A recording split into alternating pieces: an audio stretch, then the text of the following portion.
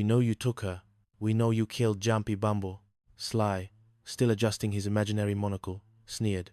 Detective Bumble, you warned me. I merely facilitated a transfer. Jumpy was becoming a liability, you see. A rather dumb squib, if you will. The real mastermind, the true theatrical genius, is still at large. Barnaby, however, was frantically sniffing Sly's rather garish cufflink, then nudging Barty's hand towards a discarded, seemingly cheap, wooden watch case.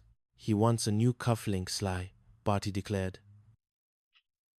And a watch. Such a connoisseur of accessories, my Barnaby. Sly merely chuckled, a dry, raspy sound. You're barking up the wrong tree, detective.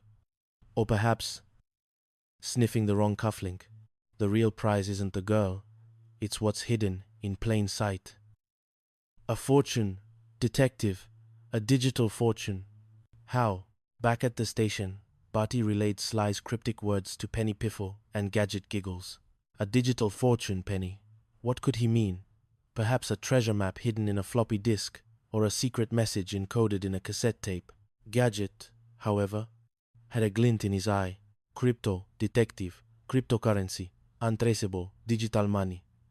And if Sly is right, someone at Quibble and Associates had access to it. And the only other person with access to those escrow accounts was Professor Quentin Quibble. Barty gasped. Professor Quibble, the esteemed senior partner, the man with the antique quill pens. But why? Why would he involve himself in such digital skullduggery? Penny Piffle, meanwhile, had examined the wooden watch case Barnaby had been so interested in. Detective, this is a reproduction of a rare 1966 gold diving watch. It's not worth much intrinsically, but it meant a lot to a certain Jacob Kaufman, a wealthy Toronto investor who was recently found, well, speared, on his yacht. The best kind, right here in Port Haven. Barty's head spun. Jacob Kaufman, the yacht, the spear. Are you telling me, Penny, that all these cases are connected, like a giant, tangled ball of Port Haven twine? Barnaby, who had been intently sniffing the watch case, suddenly barked and nudged it towards a picture of Professor Quibble. Barty blinked. He's saying Professor Quibble has excellent taste in watches, Penny. Such an eye for detail, my Barnaby. Gadget Giggles, however, had a different interpretation. The crypto key, detective. Kaufman was useless with tech. His business partner, Veronica Goodwin, said he hid his crypto key somewhere he'd keep close 24/7. What if it was engraved inside this watch? And what if Professor Quibble knew about it? And what if he killed Kaufman for it? These the pieces, however absurd, began to click into place. Professor Quibble, facing financial woes, had orchestrated Melody's kidnapping to extort money. He'd framed Jumpy, then had Sly Snickle, Earl Blackburn, kill Jumpy to tie up loose ends.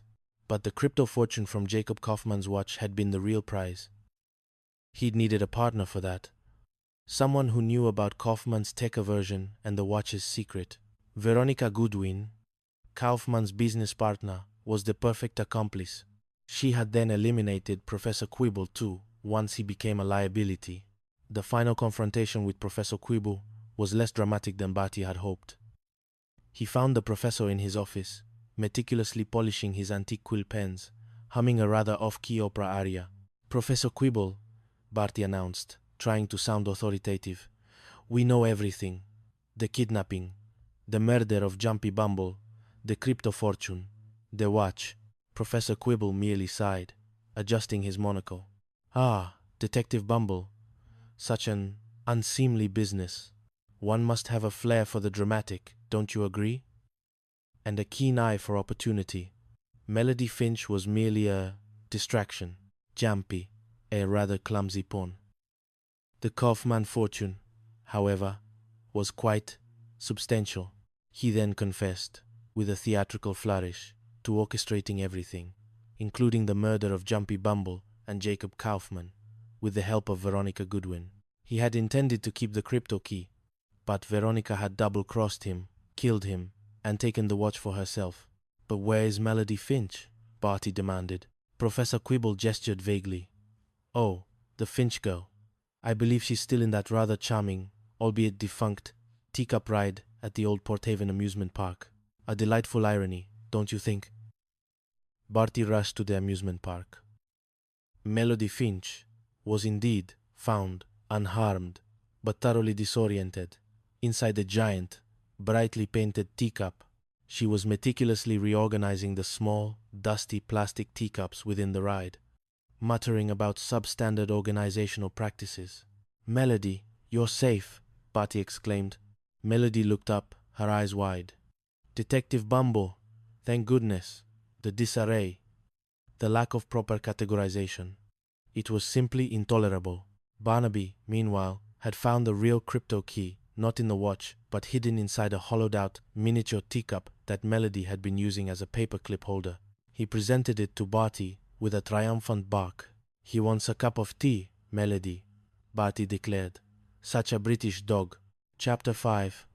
Distillery debacles and botanical blunders. Porthaven was barely recovering from the teacup terror when a new mystery brewed.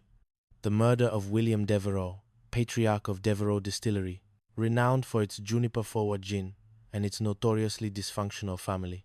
Barty and Barnaby arrived at the distillery, a grand, albeit slightly musty, building that smelled of juniper, citrus, and something vaguely resembling despair. William Devereux was found floating face down in a vat of his own gin, a scene Barty described as a rather spirited departure. Cause of death, Penny Piffle announced. Her voice echoing in the cavernous distillery was drowning after a blunt force trauma to the back of the head. It appears a full bottle of gin was the weapon. He was then dragged to the vat and shoved in headfirst. Cold, decisive. But the attack may have begun with pure rage. Barty shuddered. Drowned in his own gin. The irony, Penny. The sheer, intoxicating irony. But who would do such a thing? And why? Barnaby, however, was less interested in irony and more in a faint, unusual scent emanating from a dusty corner of the distillery. He sniffed intently, then let out a series of excited barks, pointing a paw towards a stack of old, forgotten barrels. He wants a barrel, Penny, Barty translated. He's always wanted his own barrel. Such a rustic dog. The Devereux family was a kaleidoscope of eccentricities. There was Jaden, the eldest son and CFO, a slick, ambitious man who smelled faintly of expensive cologne and desperation. Alan, the middle child, a nervous wreck who claimed to have hidden his jacket in the barrels after spilling gin on it. And Melanie, the youngest, an aspiring entrepreneur with a locally sourced, all-natural skincare line that featured a unique botanical. My father was going to make a big announcement, Jaden explained, adjusting his silk tie. We all thought it would be about the business, perhaps his retirement, or a new direction. He was a tyrant, Alan blurted out, then quickly clammed up, glancing nervously at his lawyer. He could freak out over the smallest thing. Melanie, however, was more composed. Dad always scoffed at my ideas. That's why I left the company, but I can't believe he's gone. She dabbed her eyes with a handkerchief that smelled suspiciously of Labrador tea. Barnaby, meanwhile, had managed to unearth a suit jacket from the pile of barrels. He nudged it towards Barty, then barked at Alan. Barty beamed. He's saying Alan needs a new jacket. Penny, such a fashion-conscious dog. Gadget giggles, however, had been doing some digging. Turns out, William Devereux was suffering from congestive heart failure. He didn't have long to live, and he was planning to make significant changes to his will. Also, there are rumors that a big Japanese mega distillery was interested in buying them out.